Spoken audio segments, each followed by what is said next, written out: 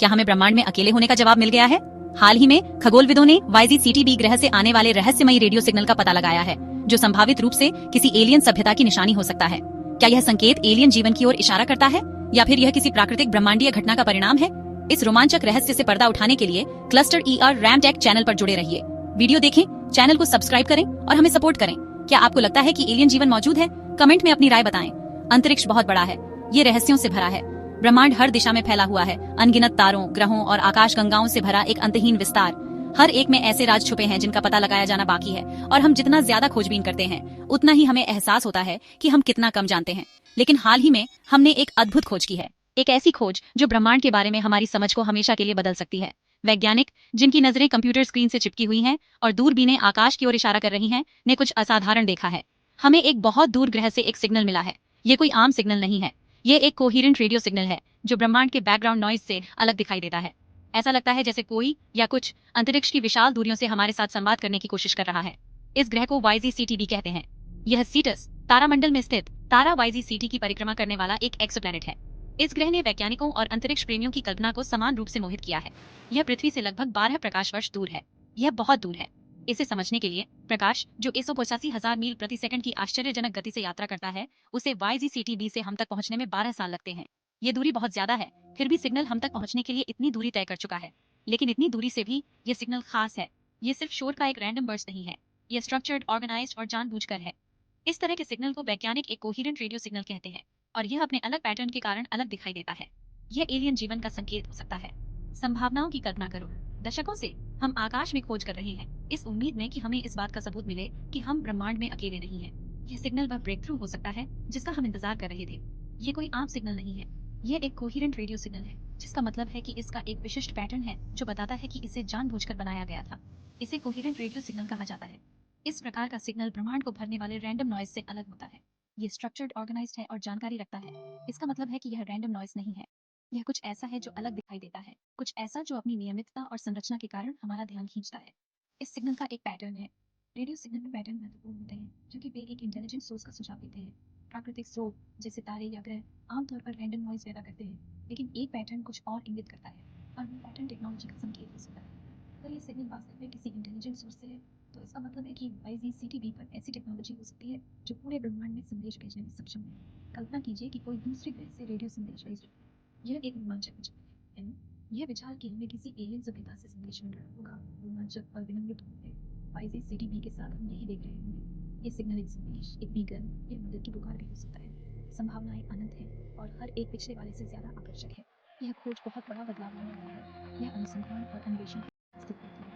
दुनिया भर के वैज्ञानिक अब इस सिग्नल को समझने पर ध्यान केंद्रित कर रहे हैं, और ब्रह्मांड में हमारे स्थान के लिए इसका क्या अर्थ है। ये पृथ्वी से परे जीवन की खोज में एक नया अध्याय है। सालों से हम एक्स्ट्रा टेरेस्ट्रियल लाइफ के संकेतों की तलाश कर रहे हैं। अब हमें अपना पहला असली सुराग मिल गया। हम विश्व से एलियंस की खोज कर रहे हैं।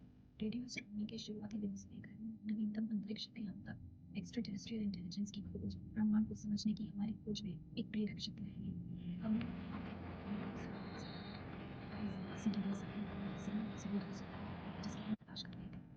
संकेत के हम अकेले नहीं हैं। हमें सुराग एक ऐसे ग्रह से मिला है जो हमारे जैसे ही है। YZ-CTB पृथ्वी से अपनी समानताओं के साथ ब्रह्मांड के रहस्यों को उजागर करने और यह पता लगाने की कुंजी हो सकता है कि क्या ब्रह्मांड में हमारे पड़ोसी हैं। YZ-CTB एक रॉकी प्लैनेट है। ये इंट्रीगिंग एक्सोप्लैनेट कॉन्स्टलेशन सीटस में स्थित है, जो अर्थ से लगभग 12 लाइट ईयर्स दूर है। इसकी रॉकी सरफेस से पता चलता है कि इसकी बनावट हमारे ग्रह से मिलती जुलती हो सकती है, जिसमें पहाड़, घाटियां और शायद ज्वालामुखी गतिविधि भी शामिल है। यह अर्थ के साइज का है। साइज में इस समानता ने वैज्ञानिकों को YZ-CTB का अध्ययन करने में विशेष रूप से रुचि दी है, क्योंकि यह हमारे ग्रह के साथ तुलना और इसके विपरीत करने का एक अनूठा अवसर प्रदान करता है। लेकिन यहीं पर समानताएं समाप्त होती हैं। अर्थ के विपरीत YZ-CTB का एनवायरनमेंट बहुत अलग है, ऐसी कंडीशंस के साथ जो कहीं अधिक एक्सट्रीम हैं और जीवन के लिए कम मेहमाननवाज हैं, जैसा कि हम जानते हैं।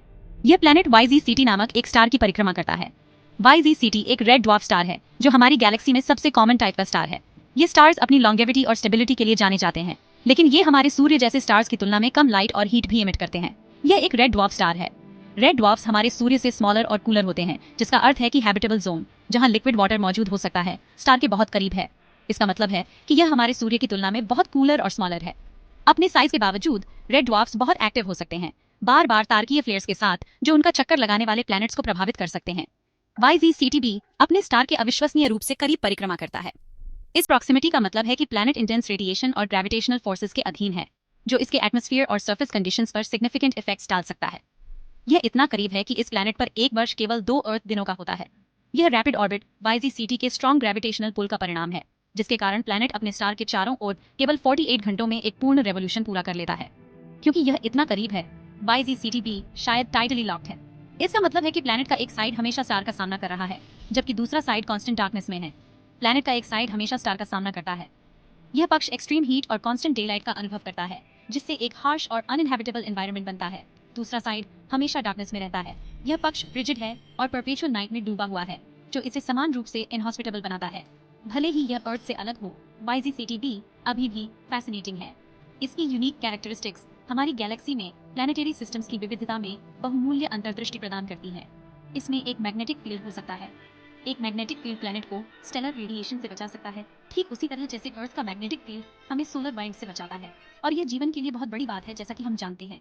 एक मैग्नेटिक फील्ड की उपस्थिति का मतलब यह हो सकता है कि YZCTB में जीवन के किसी रूप का समर्थन करने की क्षमता है, या कम से कम ऐसी परिस्थितियां क्रिएट करें जहां भविष्य में जीवन संभावित रूप से विकसित हो सके। हम हर समय रेडियो वेव्स यूज करते हैं।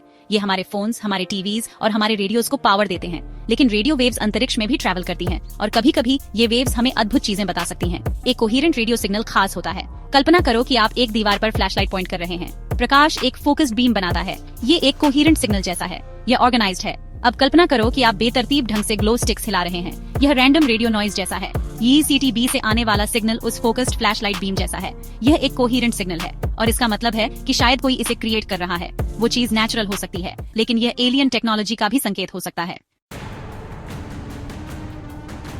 हम एक कोहेरेंट सिग्नल को लेकर इतने एक्साइटेड क्यों हैं? क्योंकि ये टेक्नोलॉजी का साइन हो सकता है। अपने प्लेनेट के बारे में सोचो। हम अपनी टेक्नोलॉजी से हर समय रेडियो वेव्स क्रिएट करते हैं। वो वेव्स स्पेस में ट्रैवल करती हैं। अगर YZCTB पर कोई एलियन सिविलाइजेशन है, तो वो भी यही कर रहे होंगे। हो सकता है वो जाने बिना ही रेडियो वेव्स भेज रहे हों। और अगर वो वेव्स कोहेरेंट हैं, तो इसका मतलब है कि वो किसी आर्टिफिशियल चीज से आ रही हैं। बेशक हमें केयरफुल रहना होगा। हम जल्दी कंक्लूजन्स पर नहीं पहुंच सकते, लेकिन ये सिग्नल डेफिनेटली एक्साइटिंग होने वाली चीज है। ये एक्स्ट्रा टेरेस्ट्रियल लाइफ की सर्च में एक बड़ा क्लू है। भाग 5, चुंबकीय क्षेत्र, जीवन के अनसुने नायक। चुंबकीय क्षेत्र अदृश्य ढाल होते हैं। हम उन्हें देख नहीं सकते, लेकिन वे बहुत महत्वपूर्ण हैं। पृथ्वी में एक चुंबकीय क्षेत्र है। यह हमें सूर्य से आने वाले हानिकारक विकिरण से बचाता है। इसके बिना हमारा वायुमंडल छीन लिया जाएगा। पृथ्वी पर जीवन संभव नहीं होगा। वैज्ञानिकों को लगता है कि YZCTB में भी एक चुंबकीय क्षेत्र हो सकता है। उन्होंने रेडियो सिग्नल का पता लगाया क्योंकि यह तारे के चुंबकीय क्षेत्र के साथ कैसे इंटरेक्ट करता है। यह बहुत बड़ी बात है। इसका मतलब है कि YZCTB में एक वायुमंडल हो सकता है और वह वायुमंडल अपनी सतह पर जीवन की रक्षा कर सकता है। Section 6, how did we find this signal? इस सिग्नल को ढूंढना कोई बच्चों का खेल नहीं था। इसमें कमाल की टेक्नोलॉजी और बहुत धैर्य लगा। वैज्ञानिकों ने इस सिग्नल को डिटेक्ट करने के लिए एक पावरफुल रेडियो टेलीस्कोप का इस्तेमाल किया। यह टेलीस्कोप एक विशाल कान की तरह है, जो अंतरिक्ष से आने वाली धीमी फुसफुसाहटों को सुनता है। YZCTB से आने वाला सिग्नल बहुत ही कमजोर है। यह बहुत सारे शोर में दबा हुआ है, लेकिन डेटा का ध्यान से विश्लेषण करके वैज्ञानिक सिग्नल को अलग करने और यह पुष्टि करने में सक्षम थे कि यह असली है। यह खोज मानव प्रतिभा और ज्ञान की हमारी निरंतर खोज का प्रमाण है। यह दर्शाता है कि हमारे पास ब्रह्मांड के कुछ सबसे बड़े सवालों के जवाब खोजने के लिए उपकरण और प्रतिभा है। सेक्शन 7, नए संसार ढूंढने के लिए। YZCTB का सिग्नल मिलना तो बस शुरुआत है। वैज्ञानिकों को नए नए एक्सोप्लैनेट्स हर समय मिल रहे हैं। असल में अभी हाल ही में उन्होंने 85 नए एक्सोप्लैनेट्स खोजे हैं। ये ग्रह हर तरह के आकार और प्रकार के होते हैं। कुछ तो बृहस्पति जैसे गैस के बड़े बड़े गोले हैं और कुछ पृथ्वी जैसे पथरीले ग्रह हैं। हर नया ग्रह ब्रह्मांड और उसमें हमारी जगह के बारे में और जानने का एक मौका होता है। इन दूर की दुनियाओं का अध्ययन करके हम बेहतर ढंग से समझ सकते हैं कि ग्रह कैसे बनते हैं, जीवन कितना आम हो सकता है और हमारे अपने ग्रह का भविष्य क्या है। सेक्शन 8 खोज जारी है। Vertical bar section 8, the search continues. YZCTB का सिग्नल एक रोमांचक सुराग है, लेकिन ये एलियन लाइफ का पक्का सबूत नहीं है। Vertical bar, the signal from YZCTB is an exciting clue, but it's not definitive proof of alien life. हमें देखते रहना होगा, सुनते रहना होगा और खोज करते रहना होगा। Vertical bar, we need to keep looking, keep listening and keep exploring. वैज्ञानिक पहले से ही YZCTB के फॉलो अप ऑब्जर्वेशन की योजना बना रहे हैं। Vertical bar scientists are already planning follow up observations of YZCTB। वे सिग्नल के बारे में और जानना चाहते हैं और पुष्टि करना चाहते हैं कि क्या ये वास्तव में एलियन टेक्नोलॉजी का संकेत है। Vertical bar, they want to learn more about the signal and confirm whether it's truly a sign of alien technology. इस बीच दूसरे टेलीस्कोप आसमान को स्कैन करते रहेंगे, नए ग्रहों और नए सिग्नल की खोज करेंगे जो पृथ्वी से परे जीवन के अस्तित्व की ओर इशारा कर सकते हैं। Vertical bar. Meanwhile, other telescopes will continue scanning the skies, searching for new planets and new signals that could point to the existence of life beyond Earth. भाग 9। क्या हम अकेले हैं? क्या हम अकेले हैं? ये सवाल कि क्या हम इस ब्रह्मांड में अकेले हैं, इंसानों द्वारा पूछे गए सबसे पुराने और गहरे सवालों में से एक है।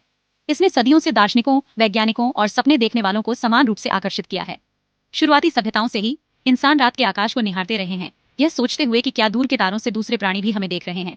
सदियों तक यह सवाल दर्शन और विज्ञान कथाओं के दायरे तक ही सीमित था। प्राचीन संस्कृतियों ने वेधशालाओं का निर्माण किया और तारों के बारे में मिथक बनाए, जबकि लेखकों और विचारकों ने दूसरी दुनिया के जीवन के बारे में अनुमान लगाया। इन शुरुआती चिंतनों ने उन वैज्ञानिक पूछताछ की नींव रखी जो आगे चलकर होंगी। लेकिन अब तकनीक में प्रगति और ब्रह्मांड के बारे में हमारी समझ के कारण हम आखिरकार इसका जवाब तलाशने लगे हैं। आधुनिक दूरबीनों और अंतरिक्ष यानों ने हमें अभूतपूर्व विस्तार से दूर के ग्रहों और तारों का पता लगाने की क्षमता दी है।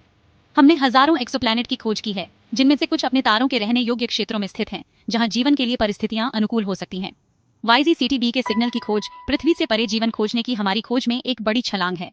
रेडियो दूरबीनों द्वारा खोजा गया यह सिग्नल पास के एक तारे की परिक्रमा करने वाले संभावित रहने योग्य ग्रह की उपस्थिति का सुझाव देता है। यह एक रोमांचक संकेत है कि हो सकता है कि हम ब्रह्मांड में अकेले न हों। वैज्ञानिक अब आंकड़ों का विश्लेषण कर रहे हैं, ऐसे पैटर्न की तलाश कर रहे हैं जो बुद्धिमान जीवन की उपस्थिति का संकेत दे सकते हैं। यह हमें आशा देता है कि हम अकेले नहीं हैं, कि कहीं बाहर कोई और सभ्यता भी तारों को देख रही होगी और वही सवाल पूछ रही होगी जो हम पूछते हैं। यह साझा जिज्ञासा हमें समय और स्थान के पार जोड़ती है, हमें ब्रह्मांड में हमारे स्थान की याद दिलाती है। अलौकिक जीवन की खोज केवल एक वैज्ञानिक प्रयास नहीं है, यह एक ऐसी खोज है जो हमारे आश्चर्य और अन्वेषण की गहरी भावना को दर्शाती है। आगे की यात्रा लंबी और अनिश्चित है, लेकिन ब्रह्मांड के विशाल विस्तार में जीवन के किसी अन्य रूप को खोजने की संभावना एक ऐसा लक्ष्य है जिसके लिए प्रयास करना उचित है। प्रत्येक नई खोज हमें ब्रह्मांड में अपने स्थान को समझने के करीब लाती है, चाहे हम किसी दूर के चंद्रमा पर सूक्ष्मजीवी जीवन खोजें या किसी एक्सोप्लैनेट पर तकनीकी रूप से उन्नत सभ्यता। मानवता के लिए इसके निहितार्थ गहन है।